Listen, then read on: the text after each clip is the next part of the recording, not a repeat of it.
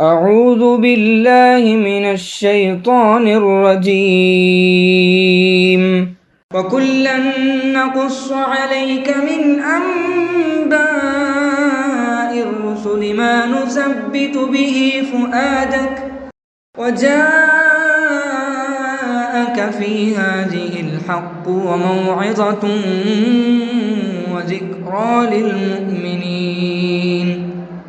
وقل للذين لا يؤمنون اعملوا على مكانتكم إنا عاملون وانتظروا إنا منتظرون.